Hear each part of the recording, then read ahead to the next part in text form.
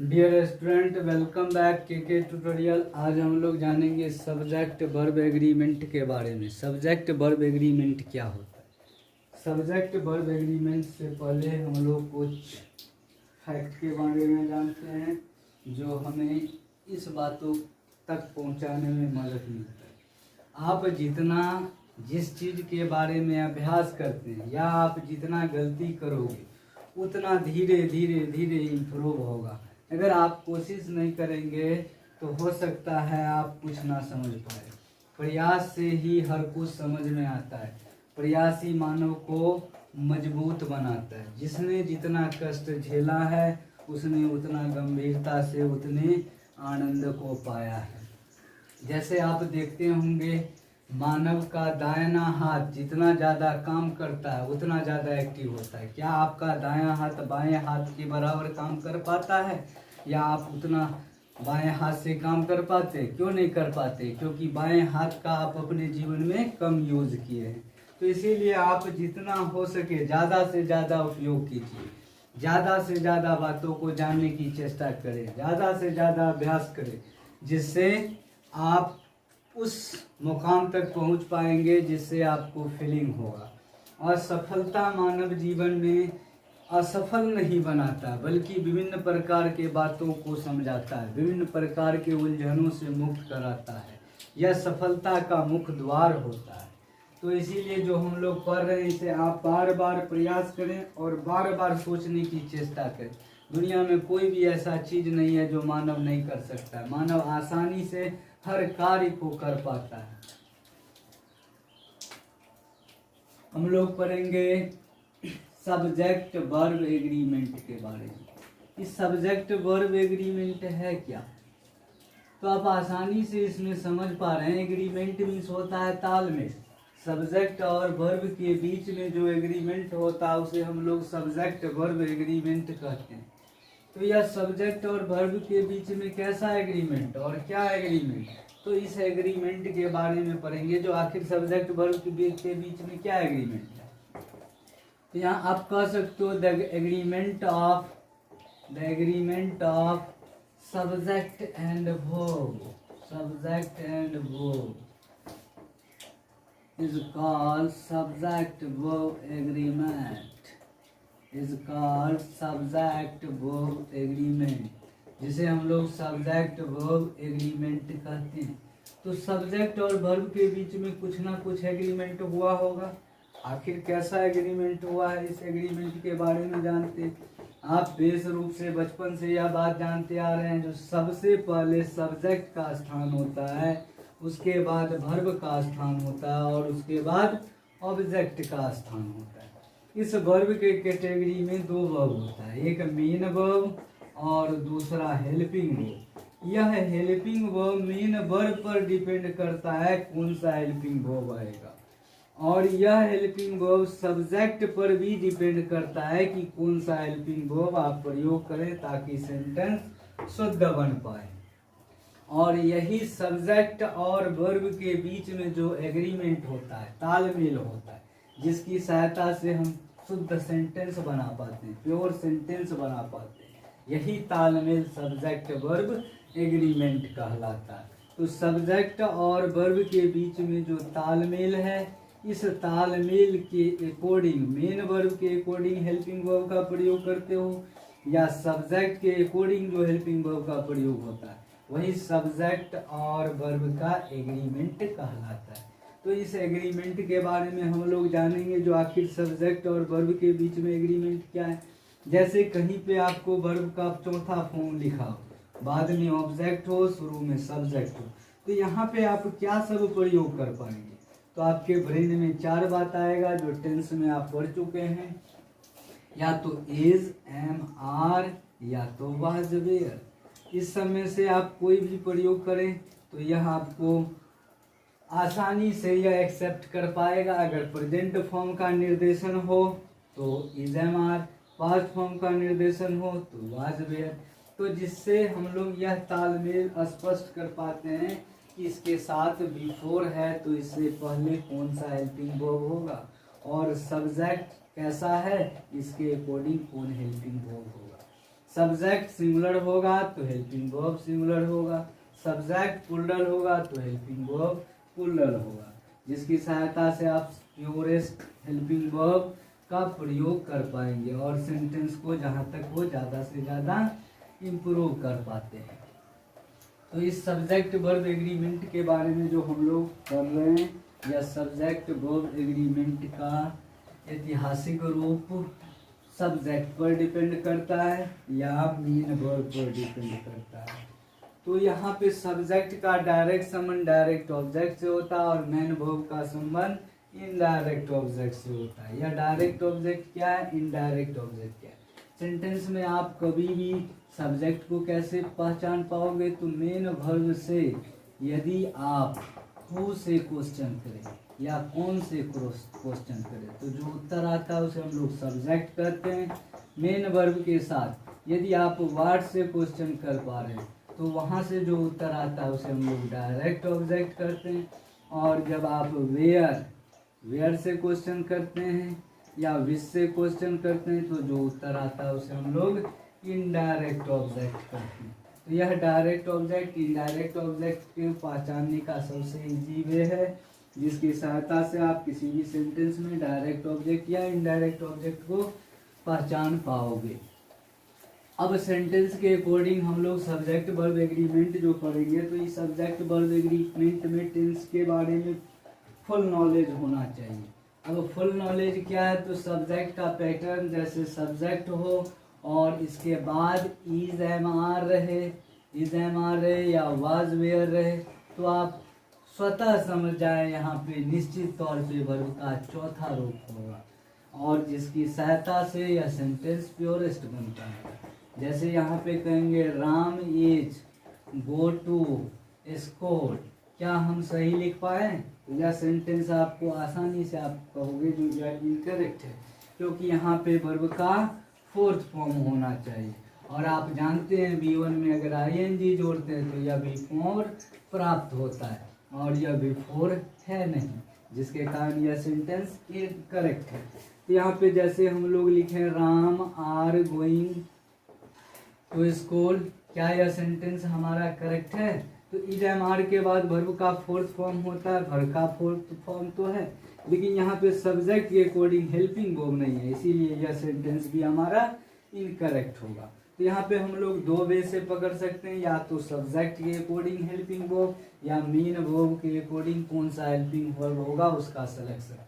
यह सिलेक्शन या अरेंजमेंट जो है सब्जेक्ट और वर्ब पर निर्भर करता है, जिसके कारण हम लोग ऐसे टर्म के बारे में जिसके अंतर्गत जिस अध्याय के अंतर्गत पढ़ते हैं या जिससे हम लोग इस कॉन्फिडेंस को विकास करते हैं, वह कॉन्फिडेंस सब्जेक्ट वर्ब एग्रीमेंट कहलाता है। और इस एग्रीमेंट के प्रारूप से हम लोग सेंटेंस को सही कर पाते हैं। तो यहाँ पे हमारा सेंटेंस सही क्या हो सकता है?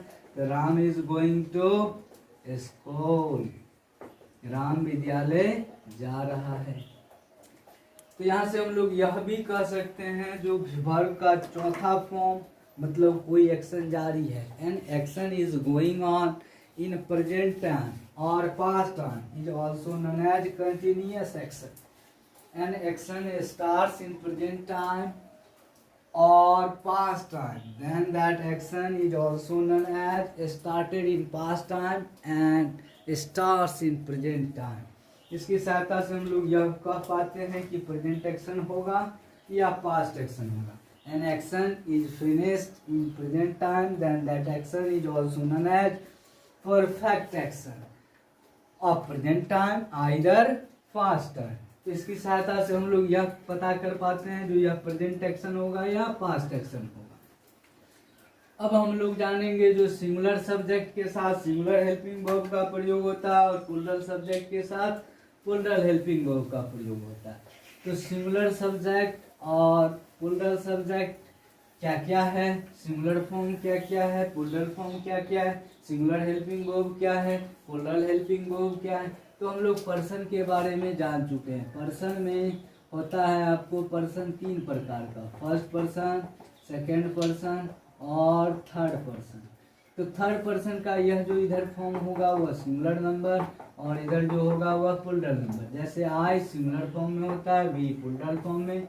यहाँ पे दाव सिंगुलर फॉर्म होता है, लेकिन हम लोग कभी कभी यू का भी प्रयोग सिंगुलर और प्लूरल दोनों में करते हैं एक जैसा।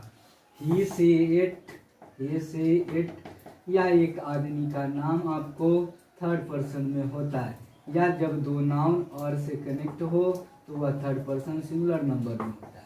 इसका प्लूरल फॉर्म दे होता है, या आप दो नाउन को एंड से कनेक्ट करो तो वह प्लूरल फॉर्म में होता है। आप प्लूरल सब्जेक्ट के साथ या प्लूरल पर्सन के साथ पीएचवी का प्रयोग करते हैं प्लूरल हेल्पिंग वर्ब।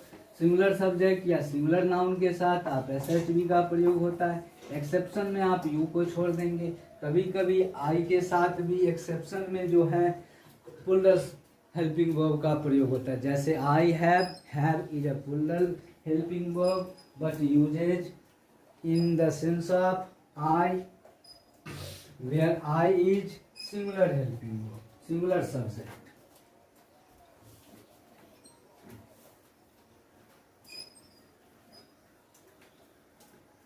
हम लोग पहले रूल के बारे में पढ़ेंगे जो सब्जेक्ट वर्ब एग्रीमेंट में है। क्या सबसे पहला रूल, सिंगुलर सब्जेक्ट के साथ सिंगुलर हेल्पिंग वर्ब का प्रयोग होता है। सिंगुलर हेल्पिंग वर्ब का प्रयोग होता है। सिंगुलर हेल्पिंग वर्ब का प्रयोग होता है।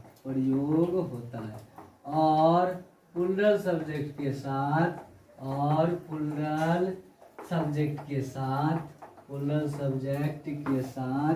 प्लूरल हेल्पिंग वर्ब का प्रयोग होता है।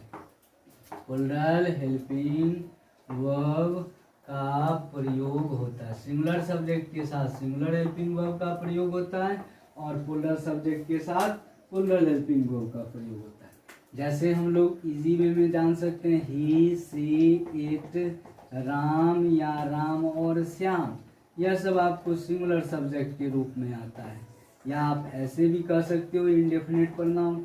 इंडेफिनिट प्रोनाउन का हर पार्ट जो है आपको सिंगुलर फॉर्म में आता है। इंडेफिनिट प्रोनाउन जैसे आप बोल सकते हो someone, somebody, no one, nobody, everyone, everybody, anyone, anybody। तो यह सब आपको इंडेफिनिट प्रोनाउन के लिस्ट में आता है। anyone, anybody। तो हम लोग जानते हैं जो नो वन नोबडी का प्रयोग जो है निगेटिव सेंस में करते हैं, एनीवन एनीबडी का प्रयोग इंट्रोगेटिव सेंस में करते हैं, और समवन समबडी एवरीवन एवरीबडी का प्रयोग अफर्मेटिव सेंस में करते हैं। तो यह सब हमेशा always found in singular form. और इसके साथ आप SH का प्रयोग करते हो। कहोगे सिंगुलर हेल्पिंग वर्ब है क्या, जैसे इज। सिंगुलर हेल्पिंग वर्ब है क्या, वाज, हैज। तो यह सब सिंगुलर फॉर्म है। जैसे आप V5 के रूप में बोल सकते हो डज, या आप V1 में SEIS जोड़ दो तो यह V5 आपको सिंगुलर हेल्पिंग वर्ब को रिप्रेजेंट करता है, जो मेन वर्ब की तरह भी एक्शन करता है।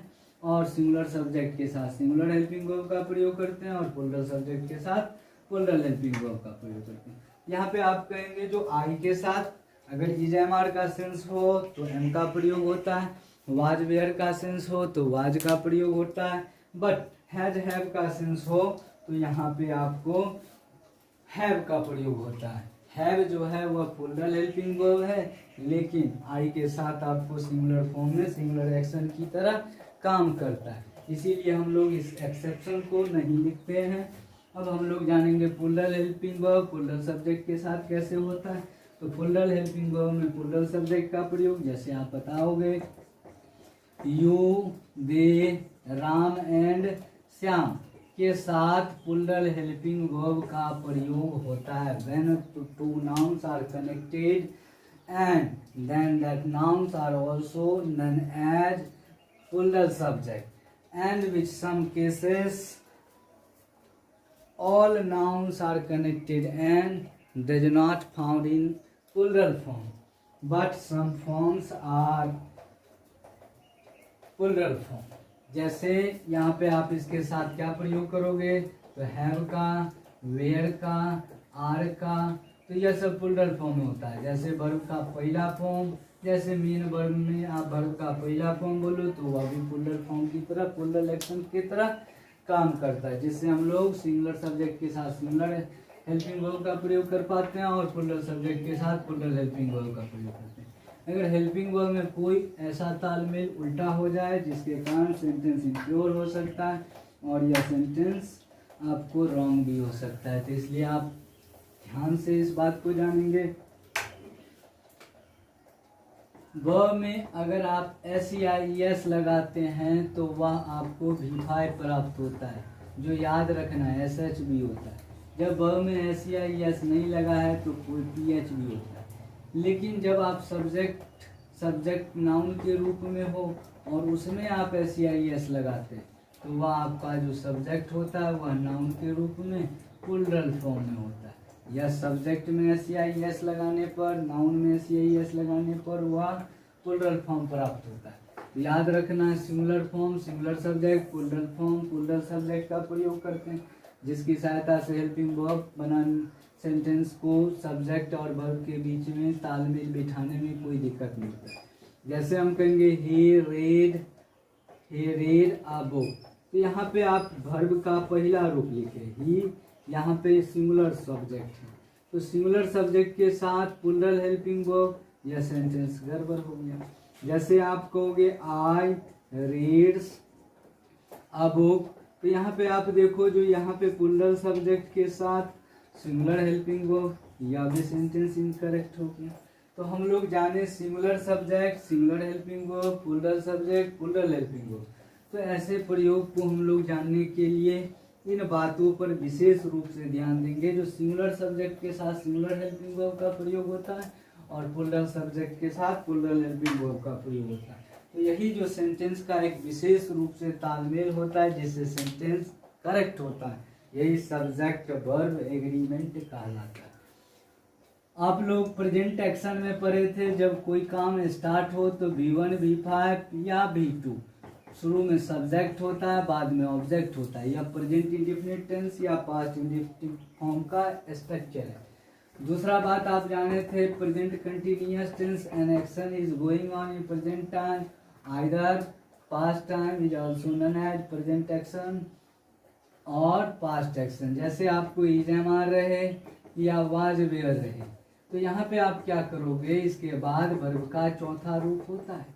सब्जेक्ट का स्थान पहले होना चाहिए। अगर सब्जेक्ट के रूप में फॉर्म कर रहा है तो इसके साथ इज एम आर या वाज वेयर के बाद अगर वर्ब का मेन वर्ब का कोई रूप आएगा तो वह वर्ब का चौथा रूप आएगा। लेकिन जब एक्शन आपको पैसिव सेंस में पढ़े थे ऑब्जेक्ट की तरह काम करता हो, ऑब्जेक्ट रहे, तब इज एम आर या वाज वेयर के बाद बीइंग प्लस V3 का प्रयोग करते हैं। यहाँ पे बीइंग भी वर्ब का चौथा रूप, इसका मतलब यह समझे कि इज एम आर या वाज वेयर हो, इसके साथ हमेशा वर्ब का चौथा रूप आता है और यह एक इसके साथ विशेष प्रकार का बीमारी है। जो मेन वर्ब में आप चौथा रूप का प्रयोग करोगे तभी इज एम आर या वाज वेयर सेटिस्फाइड होता है। तीसरा एक्शन पढ़े थे प्रेजेंट परफेक्ट एक्शन, या आप इसे कह सकते हो past perfect action, subject plus has have या हैड प्लस में V3। हैड हैव या हैड के पास एक ऐसी बीमारी है जो अपने साथ हमेशा वर्ब का तीसरा फॉर्म लाता है। अगर आप हैज या हैव या हैड लिखें उसके बाद अगर आप बीन का प्रयोग करें तो फिर वर्ब का चौथा फॉर्म आएगा। यहाँ पे सिंस या फोर बोलें, टाइम ऑफ एक्सप्रेशन को इंडिकेट करने के लिए ETC वर्ड लगाएं। तो यहाँ पे देखो हैज हैव हैड के बाद वर्ब का तीसरा रूप हुआ। इसी प्रकार हम लोग फ्यूचर में पढ़े थे शैल विल एक ऐसा मॉडल है जिसके साथ हमेशा वर्ब का पहला फॉर्म एक्शन करता है और यह एक्शन आप हर टेंस में हर रूप से शैल विल का कंडीशन जितना हो उसके साथ एक्टिव सेंस हो या पैसिव सेंस हो उसके साथ आप वर्ब का पहला रूप लगाओगे, फिर उसके अकॉर्डिंग जो आना होगा उसका प्रयोग होता है। तो यहाँ तक सब्जेक्ट वर्ब एग्रीमेंट में जो हम विशेष प्रकार के तालमेल को स्पष्ट करना चाहते हैं उस स्पष्टता की ओर धीरे धीरे जानने की चेष्टा करते हैं। आप लोग बार बार प्रयास करें और हो सकता है एक बार ना समझ पाए दोबारा देखें, दोबारा ना समझ पाए दोबारा देखें। ऐसा कोई प्रयास ही नहीं जिस प्रयास में आप निरंतर लगे रहें और आप कुछ ना सीख पाएँ। तो इसे सीखने के लिए आपको निरंतर अभ्यास की ज़रूरत है, जिसकी सहायता से आप समझ पाएंगे। तो singular subject singular form, plural subject plural form. अब दूसरे नियम की ओर पढ़ते हैं। जब दो नाउन या प्रनाउन, जब दो नाउन या प्रनाउन एंड से जुड़ा हो, तो उसके साथ प्लूरल हेल्पिंग वर्ब का प्रयोग होता है, PHV का प्रयोग होता है। यहाँ पे जब दो नाउन या प्रनाउन, जैसे हम लोग बोलेंगे राम एंड श्याम, यहाँ पे खाली स्थान रीडिंग अ बुक, और यहाँ पे हमें भरना होगा इज MR। तो क्या भर पा रहे होंगे? तो यहाँ पे plural noun, plural subject, plural helping verb, singular noun, singular helping verb. तो Ram and Shyam are reading a book. जैसे कहेंगे Sita and Gita reading a book. अब यहाँ पे हमें भरना है वाज या वेयर। तो यह वाज जो है वह प्लूरल फॉर्म है, वेयर जो है आपको वाज जो है वह सिंगुलर फॉर्म है, वेयर जो है आपको प्लूरल फॉर्म है। तो plural subject plural helping verb, singular subject singular helping verb. तो सीता एंड गीता के साथ आप वेयर लगा पा रहे होंगे। तो समझे, जब दो नाउन एंड से कनेक्ट हो तो उसके साथ हमेशा PHV का प्रयोग होता है। अब अगला बात जानेंगे। जब दो नाउन एंड से कनेक्ट हो, जब दो नाउन एंड से कनेक्ट हो और एक नाउन के पहले, जब दो नाउन एंड से जुड़ा हो उसके साथ नहीं, जब दो नाउन एंड से कनेक्ट हो, जुड़ा हो और पहले नाउन के पीछा, पहले नाउन के साथ आर्टिकल का प्रयोग हो, पहले नाउन के साथ आर्टिकल का प्रयोग हो, पहले नाउन के साथ आर्टिकल का प्रयोग हो, और दूसरे के साथ आर्टिकल का प्रयोग नहीं हो, आर्टिकल का प्रयोग नहीं हो, तो इसका भावार्थ वह एक नाउन को शो करेगा, वह एक नाउन को सूचित करता है, और ऐसे नाउन के साथ SHV का प्रयोग होता है, SHV का प्रयोग होता है। तो ऐसे नाउन के साथ SHV का प्रयोग होता है। जैसे कहेंगे ये black and white dog is dangerous.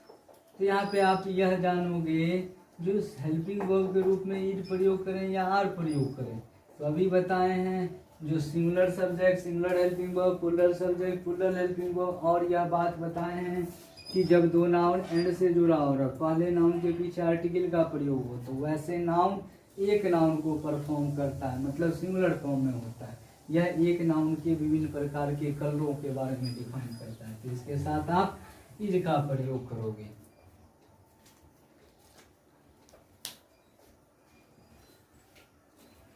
Next बात जानने की कोशिश करेंगे। अब जानिए, जब दो नाउन एंड से कनेक्ट हो और दोनों नाउन से पहले लिखिए जब दो नाउन एंड से कनेक्ट हो और दोनों नाउन के पहले आर्टिकल लगा हो तो वैसे नाउन हमेशा प्लूरल फॉर्म में होते हैं, क्योंकि ऐसे नाउन हमेशा दो वस्तुओं या व्यक्तियों का बोध कराते हैं। तो याद रखना, article plus noun and article plus noun, तो यह हमेशा आपको प्लूरल फॉर्म को शो करता है और इसके साथ आप प्लूरल हेल्पिंग वर्ब का प्रयोग करते हो। जैसे यहाँ पे कहेंगे the poet and the philosopher, the poet and the philosopher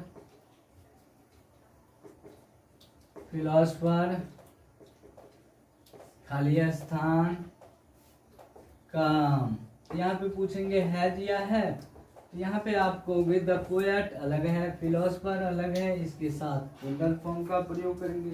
जब दो नाउन एंड से कनेक्ट हो और दोनों के साथ आर्टिकल लगा हो तो हम लोग यह जान पाएंगे कि यह हमेशा प्लूरल फॉर्म में होता है और इसके साथ प्लूरल हेल्पिंग वर्ब का प्रयोग करते हैं। नेक्स्ट नियम की ओर बढ़ेंगे। अगला नियम लिखो, जब दो नाउन नंबर से कनेक्ट हो, जब दो नाउन नंबर के पूर्ण हो, दो संख्यात्मक अंक एंड से जुड़ा हो, एंड से जुड़ा हो, तो वैसे सब्जेक्ट हमेशा सिंगुलर फॉर्म में होते हैं, हमेशा सिंगुलर फॉर्म में होते हैं, सिंगुलर फॉर्म में होते हैं। वैसे सब्जेक्ट हमेशा सिंगुलर फॉर्म में होते हैं। जैसे बोले 2 and 2 मेक्स 4, तो यहाँ पे देखिए जो यहाँ पे 2 and 2 प्लूरल फॉर्म इंडिकेट कर रहा है लेकिन है रियली सिंगुलर फॉर्म में, तो इसीलिए इसके साथ SHV का प्रयोग किए 4। या हो सकता है ऐसे रहे 2 and 2 तो एज 4, यहाँ पे आप SHV का प्रयोग किए। मतलब समझे, जब दो संख्यात्मक नंबर एंड से कनेक्ट हो तो उसके साथ हमेशा सिंगुलर हेल्पिंग वर्ब का प्रयोग होता है। ठीक, अब दुनिया में ऐसे भी कुछ नाउन हैं जिनके बिना एक के बिना दूसरा पेयर संभव नहीं हो, तो वह भी नाउन हमेशा सिंगुलर फॉर्म को डिनोट करता है। तो इस बात को भी आप ध्यान रखोगे। जब दो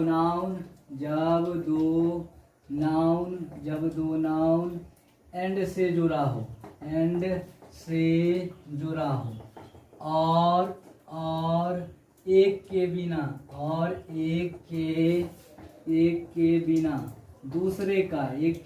दूसरे का पेयर संभव नहीं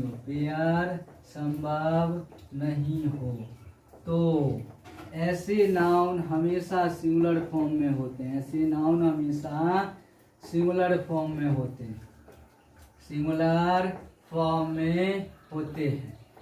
होते हैं।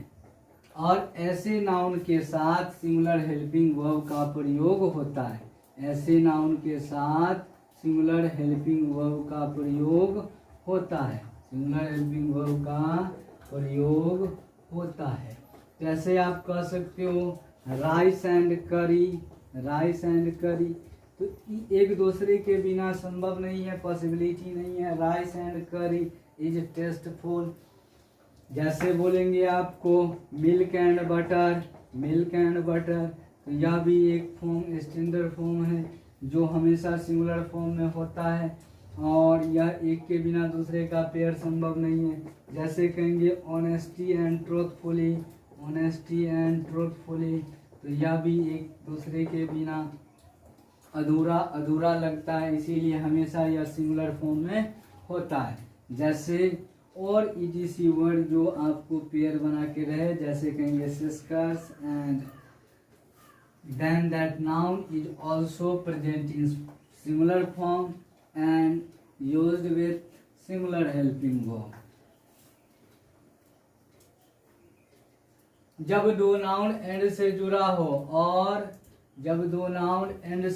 हो और एक के बिना दूसरे का पेयर संभव हो, अर्थात एक वस्तु को दूसरे में मिलाया ना जा सके, एक का तालमेल दूसरे से ना बैठे, तो वैसे नाउन हमेशा प्लूरल फॉर्म में होते हैं। जैसे आप बोल सकते हो वाइल एंड वाटर, तो वाइल एंड वाटर का आप कभी भी मिक्स नहीं कर सकते, तो यहाँ पे कहेंगे मिक्स नॉट। यहाँ पे बोलेंगे डू या डज का प्रयोग होगा, तो आप यहाँ पे कर सकते हो जो ऐसा फॉर्म जिसे मिक्सचर ना किया जा सके वो हमेशा प्लूरल फॉर्म में होता है, तो इसके लिए आप हमेशा प्लूरल हेल्पिंग वर्ब का प्रयोग करोगे। ठीक, जैसे बोलेंगे मिल्क एंड एग्स, तो यहाँ पे देखो मिल्क एंड एग्स, तो यह भी एक दूसरे का तालमेल नहीं बैठता है। अब यहाँ वेजिटेरियन नॉन वेजिटेरियन दोनों का तालमेल कैसे बैठेगा, इसीलिए यह दोनों अलग अलग हुआ और यह हमेशा प्लूरल फॉर्म में होता है, इसके साथ आप प्लूरल हेल्पिंग वर्ब का प्रयोग करोगे। अब हम लोग नेक्स्ट बातों की ओर जा रहे हैं। या तो समझे जो जब दो नाउन एंड से कनेक्ट हो तो किस किस चीज का प्रयोग करते हैं, सिंपली जानिए। जब दो नाउन एंड से कनेक्ट होता है तो हमेशा प्लूरल फॉर्म में होता है और उसके साथ प्लूरल हेल्पिंग वर्ब का प्रयोग करते हैं। दूसरी बात जाने, जब दो नाउन एंड से कनेक्ट हो, एक के साथ आर्टिकल लगा रहे दूसरे के साथ आर्टिकल का प्रयोग ना हो, तो ऐसे नाउन के साथ सिंगुलर हेल्पिंग वर्ब का प्रयोग होता है। तीसरी बात जाने, जब दो नाउन एंड से कनेक्ट हो और दोनों के साथ आर्टिकल लगा हो, तो ऐसे नाउन अलग अलग वस्तुओं को निर्देशित करता है और ऐसे नाउन के साथ हमेशा प्लूरल हेल्पिंग वर्ब का प्रयोग होता है। और तीसरी बात जाने हैं, चौथी बात जाने हैं, जब दो नाउन एक के बिना दूसरे का तालमेल संभव नहीं हो, अर्थात ऐसे नाउन हमेशा सिंगुलर फॉर्म में होते हैं और ऐसे नाउन के साथ सिंगुलर हेल्पिंग वर्ब का प्रयोग होता है। और अगला बात जाने, जब दो नाउन एंड से कनेक्टेड हो और एक दूसरे का मेल संभव नहीं हो, तो ऐसे नाउन हमेशा प्लूरल फॉर्म में होते हैं और ऐसे नाउन के साथ प्लूरल हेल्पिंग वर्ब का प्रयोग होता है। अब हम लोग अगला नियम की ओर जानना चाहेंगे। जो अगला नियम क्या है, तो याद रखना, इंडिफिनिट प्रोनाउन के बाद हमेशा सिंगुलर हेल्पिंग वर्ब का प्रयोग होता है। इंडिफिनिट प्रोनाउन है क्या, तो someone, somebody, everyone, everybody, known, nobody, anyone, anybody. ऐसे नाउन के बाद हमेशा सिंगुलर फॉर्म का प्रयोग होता है। जैसे बोलेंगे everyone died a day, everyone is going to school, someone had stolen my pen. तो यहाँ पे हर इंडेफिनिट प्रोनाउन के साथ आप सिंगुलर हेल्पिंग वर्ब का प्रयोग कर पाते हैं। तो यहाँ पे याद रखना, इंडेफिनिट प्रोनाउन हमेशा सिंगुलर फॉर्म में होता है। तो इंडेफिनिट प्रोनाउन के साथ आप SH भी का प्रयोग करोगे, सिंगुलर हेल्पिंग वर्ब। जैसे एग्जांपल दिखाएं, someone is helping me, somebody has broken this chair, no one died a day। यहाँ पे आप देखो, जो यह सब क्या है, सिंगुलर फॉर्म में, और यह सिंगुलर हेल्पिंग वर्ब को निर्देशित करता है। इसका मतलब यह भी आपको सिंगुलर सब्जेक्ट का काम करता है। इंडेफिनिट प्रोनाउन के बारे में जाने। अब नेक्स्ट बात जानेंगे हम लोग, जो आखिर अगला बात है क्या, जिसकी सहायता से सब्जेक्ट वर्ब एग्रीमेंट को बनाने में आसानी महसूस होगा। Indefinite pronoun someone, somebody, known, nobody होता है, एनीवन, एनीबडी होता है और इसके साथ आप हमेशा सिंगुलर फॉर्म का प्रयोग करते हो। नेक्स्ट बात जानेंगे, जब दो नाउन ऑफ से कनेक्टेड हो। तो यहाँ पे हम लोग एक बात जानेंगे, ऑफ के बाद अगर कोई ऐसा नाउन आए, ऑफ के बाद कोई ऐसा नाउन आए, तो याद रखना ऑफ के बाद जो नाउन होता है वह ऑब्जेक्टिव केस में होता है। इसका मतलब प्रीपोजिशन के बाद जो कुछ रहे वह हमेशा ऑब्जेक्टिव केस में होता है, तो प्रीपोजिशन से पहले जो रहे वह हमेशा सब्जेक्टिव केस में होता है। और हमेशा हम लोग हेल्पिंग वर्ब का प्रयोग सब्जेक्टिव केस के अनुसार ही करते हैं। याद रखना, सिंगुलर सब्जेक्ट होगा तो singular helping verb, plural subject होगा तो प्लूरल हेल्पिंग वर्ब। जब दो नाउन ऑफ से कनेक्ट हो, तो जब दो नाउन ऑफ से कनेक्ट हो तो पहले नाउन SC के अनुसार हेल्पिंग वर्ब का प्रयोग करते हैं। यदि सब्जेक्ट सिंगुलर होगा तो वर्ब भी सिंगुलर होता है, अगर सब्जेक्ट प्लूरल होगा तो वर्ब भी प्लूरल होगा। जैसे कहेंगे the colour of pens is attractive. तो यहाँ पे आप यह जाने, जो आखिर यहाँ पे कलर किस चीज का, तो कलम का, तो यह हमेशा ऑब्जेक्टिव फॉर्म में और यह हमेशा सब्जेक्टिव फॉर्म में। यहाँ पे हेल्पिंग वर्ब का प्रयोग जो करेंगे तो सब्जेक्ट के अकॉर्डिंग, यहाँ पे सब्जेक्ट के अकॉर्डिंग क्या प्रयोग होगा, तो इज। या वॉच। जैसे आपको कहेंगे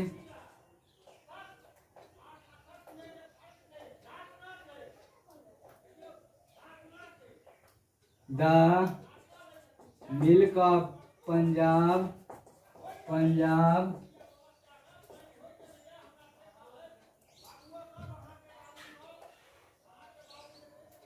फेमस।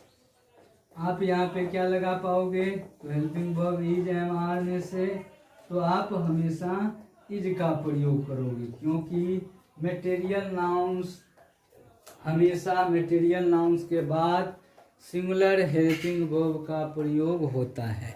जैसे राइस, मिल्क, वाटर, आयरन, ये सब जो है आपको मटेरियल नाउन में है, और मटेरियल नाउन ऑलवेज प्रेजेंट्स इन सिंगुलर फॉर्म। इसीलिए हम लोग मटेरियल नाउन के साथ हमेशा सिंगुलर हेल्पिंग वर्ब का प्रयोग करते हैं। अब दूसरी बात यह ध्यान देंगे कि जब दो नाउन ऑफ से कनेक्ट हो, जब दो नाउन ऑफ से कनेक्ट हो और वह कनेक्शन आपको पहले नाउन का सेंटेंस के जो सब्जेक्ट के अकॉर्डिंग हो, वह कनेक्शन आपको पहले निर्देशन के फ्रेजल को शो करे, फ्रेजल वर्ब को शो करे, तो ऐसे केस में आप बाद आने वाले सब्जेक्ट के अकॉर्डिंग हेल्पिंग वर्ब का प्रयोग करोगे। जैसे आप कह सकते हो plenty of, must of, half of. तो यह सब जो है इसके बाद आने वाला जो नाउन होगा इसके अकॉर्डिंग आप हेल्पिंग वर्ब का प्रयोग करोगे। अगर यह प्लूरल फॉर्म होगा तो plural helping verb, singular form होगा तो सिंगुलर हेल्पिंग वर्ब। जैसे कहेंगे प्लेंटी ऑफ एग्स रोटेन। तो यहाँ पे आप देखो जो यह प्लेंटी ऑफ, यह निर्देशन एक सेंटेंस के फ्रेज को डिनोट करता है, जिसके कारण यह नहीं समझना जो ऑफ से पहले सब्जेक्टिव केस और इसके अकॉर्डिंग हेल्पिंग वर्ब का प्रयोग करते हैं। प्लेंटी ऑफ का मतलब बहुत होता है, बहुत एग क्या है? सरा है, तो इसके साथ जो है आप हेल्पिंग वर्ब हैज या हैव का प्रयोग करोगे तो हमेशा प्लूरल फॉर्म का प्रयोग करोगे। जैसे कहेंगे मस्ट ऑफ बॉय, खाली स्थान, मेकिंग अ नॉइज, यहाँ पे बोलेंगे हैज, हैव या इज, एम, आर। तो यहाँ पे आप हैज, हैव के बारे में सोच भी नहीं सकते हो, क्योंकि यहाँ पे वर्ब का चौथा रूप है, या तो वाज, वेयर या इज, एम, आर के बारे में। तो यहाँ पे must of was singular form, तो इसके साथ आप सिंगुलर हेल्पिंग वर्ब का प्रयोग करोगे। तो हम लोग इस क्लास में यहाँ तक के बारे में सब्जेक्ट वर्ब एग्रीमेंट में पढ़े हैं। इससे आगे नेक्स्ट क्लास में नेक्स्ट प्रयास के साथ बस आप अपना जज्बा हमेशा बनाए रखें, और इस जज्बा को निरंतर रखने के लिए आप बार बार प्रयास करें, बार बार गलत करें। गलत से क्या होगा, आप कभी ऐसा भी समय आएगा जिससे आप सही कर पा रहे होंगे। बार बार गलती करने से गलतियों में कमी आती है, और उस गलती के साथ आपको अनुभव होता है, और उस अनुभव में आप कुछ सीख पाते हैं, और वह ज्ञान आपके लिए सबसे ज्यादा ज्ञानवर्धक होगा। जो ठोकर से कुछ सीखे, वही ठोकर उसे अनुभवशील और अनुभवी बनाता है, और वह ज्ञान हमेशा तर्कपूर्ण होता है, विशालपूर्ण होता है। रटने से कुछ नहीं होगा, आप समझने का प्रयास करें, बार बार प्रयास करें, एक बार गलती, दो बार गलती, लेकिन फिर ऐसा समय आएगा जो आप हमेशा सही कर पाओगे, और वह आपके समझ को विकास करेगा। English is a very simple language, but we concentrate our self and on self, then we have to easy learn English. That's all about today. अब हम लोग अगले क्लास में नेक्स्ट बात को अच्छे से समझने का प्रयास करेंगे। हो सकता है इसमें कोई त्रुटि हो, तो उस त्रुटियों को आप ना देखें, उसमें जो आपको अच्छा लगे उस बात को समझें, समझने का चेष्टा करें। हम भी निरंतर इस पर सुधार कर रहे हैं, जिसके कारण हो सकता है नेक्स्ट वीडियो तक सुधार हो और आप तक अच्छा ज्ञान पहुंचा पाएं, ताकि आपको भी कुछ प्राप्त हो। That's all about today. Now meet me next day. Good bye, take care.